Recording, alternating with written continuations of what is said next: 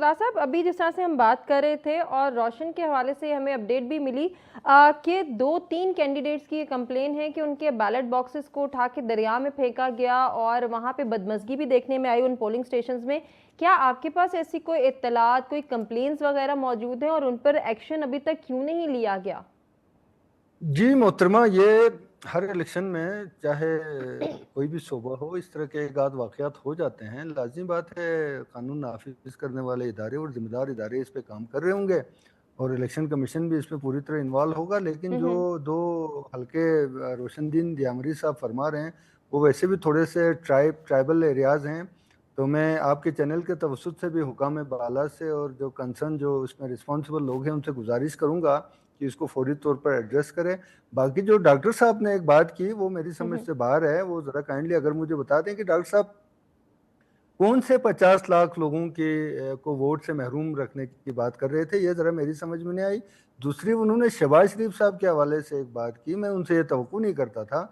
उन्हें तो शहबाज शरीफ साहब को अप्रिशिएट करना चाहिए कि गिलगित बल्चिस्तान की तारीख में पहली मरतबा, ठीक है जी, फेडरल की गवर्नमेंट ने यहाँ पे कोई मुदाखलत नहीं की है और ओपन प्लेइंग सरफेस हर सियासी जमात को दिया है और हर सियासी जमात इस चीज़ को इंडोर्स भी कर रहा है। तो शहबाज शरीफ साहब को मैं बिल्कुल खराज तहसीन पेश अच्छा, करता जब हूँ। बात हो रही थी ना अशरफ सरदार साहब, जो डॉक्टर साहब भी बात कर रहे थे, एक तो गवर्नमेंट फॉर्मेशन की बात वो आपने भी की थी, दूसरा जीबी की विफाक में रिप्रेजेंटेशन के हवाले से बात करना चाह रहे थे, चाहे जीबी को डिस्कस मैं उस करें पे या आ रहा आजाद हूँ। कश्मीर को। मैं उनके वफाक में रिप्रेजेंटेशन के हवाले से उनके एक एक लफ्ज से मैं एग्री करता हूँ। ठीक है। और स्टेट इंटरेस्ट में, मुल्क के वसी तर मफाद में, चूंकि हिंदुस्तान 2019 में आर्टिकल 270 और 35A को जो है जी खत्म करके वो एनेक्स कर चुके हैं मकबूजा कश्मीर को। तो गिलगित बल्चिस्तान चूंकि इस खिते ने अपने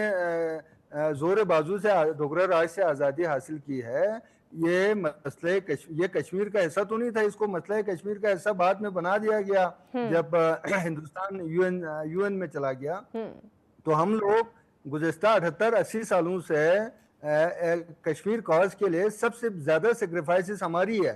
आप देखें जेके अपना सेटअप है, उनका प्रेसिडेंट है, उनका प्राइम मिनिस्टर है, उनका अपना स्टेट है, उनका अपना जो है जी फ्लैग है।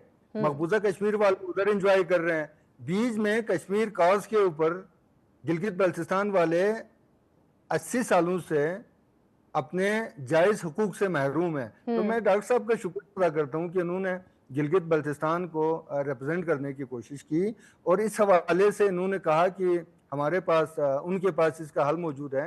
तो मोहतरम से मेरी बहुत आजिज़ी के साथ गुजारिश है कि हमारे पास उससे बेहतर हल मौजूद है। अपना सरताज अजीज साहब की जो सरताज अजीज कमीशन की जो रिपोर्ट है, अल्लाह उनकी रहमत करे, उन्होंने 2.5 साल लगाया है इस रिपोर्ट को कंपाइल करने में और बड़ी अरगरेजी के साथ वो वे आउट तलाश किया है जिसमें मसले कश्मीर को मुतासिर किए बगैर गिलगित बल्चिस्तान को जो है जी मैक्सिमम आईनी हुकूक दिया जा सकता है। तो हसन जफर साहब आपसे कंटिन्यू करना चाहेंगे सर। ब्रेक पे जाने से पहले जो बात हो रही थी गवर्नमेंट फॉर्मेशन की बात हम कर रहे थे कि कितने चैलेंजेस फेस करेंगी और आपसे तो मेरा ये भी सवाल होगा कि क्या लग रहा है आपको, क्या पीपल्स पार्टी जीबी में एक कामयाब हुकूमत साजी कर पाएगी?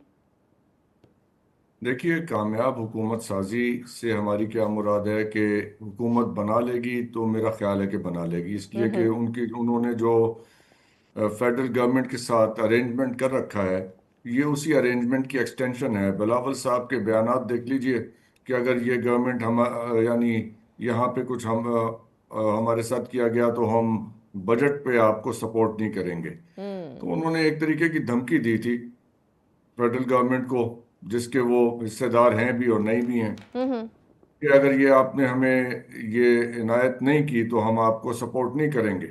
तो I think it work for him.